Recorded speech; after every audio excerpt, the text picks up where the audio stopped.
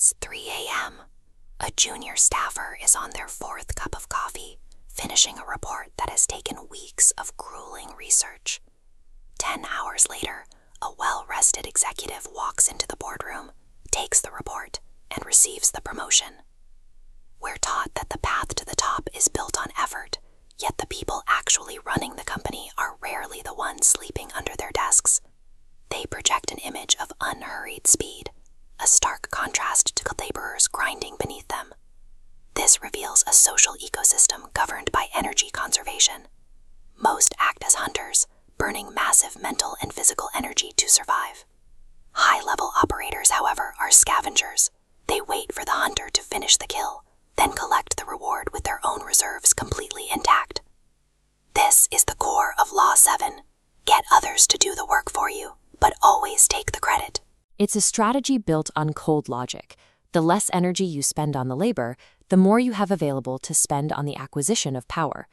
Nikola Tesla was the ultimate historical hunter.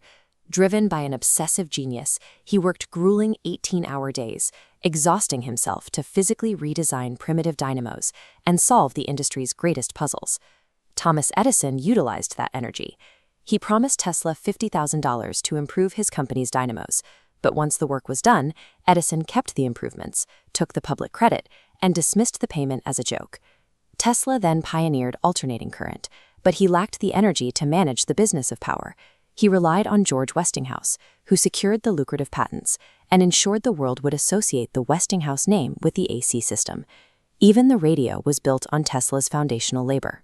Guglielmo Marconi used Tesla's specific patents to build his device, eventually claiming the Nobel Prize and the title of Father of Radio, while Tesla's name was pushed to the margins.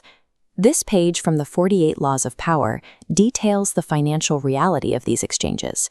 It shows figures like Westinghouse and Morgan using Tesla's work to secure massive buyouts. The scavengers got total credit, while Tesla, despite massive energy expenditure, died in poverty. History shows that in the economy of influence, the credit for the invention is actually more valuable than the invention itself. Whoever captures the recognition controls the power. For those at the top, this law is also used to create an illusion of godlike productivity. The 17th century artist Peter Paul Rubens was famous for his massive output, but he rarely worked alone.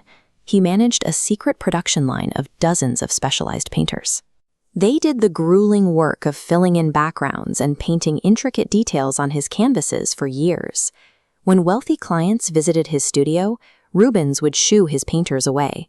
While the clients watched from a balcony, he would step up and paint with incredible speed, finishing the masterpieces with a few dramatic strokes.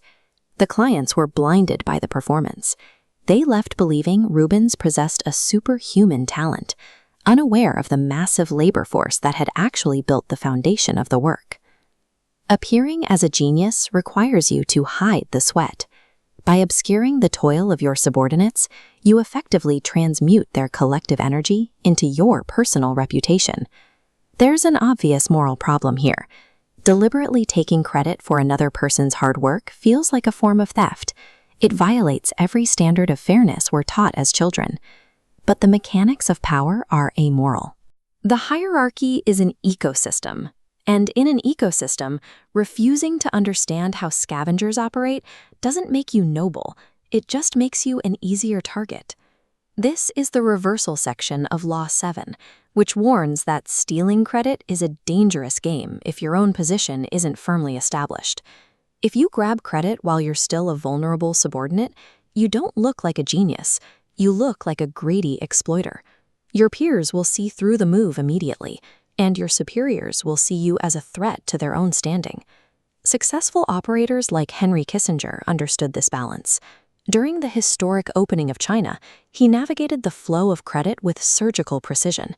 He took credit from those working below him to build his own aura of efficiency, but he ensured the ultimate glory belonged to his superior, Richard Nixon.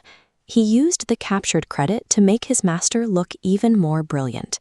Power isn't a prize for physical exhaustion. It's the result of navigating the ecosystem smartly, controlling the flow of credit while conserving the energy you need to reach the top.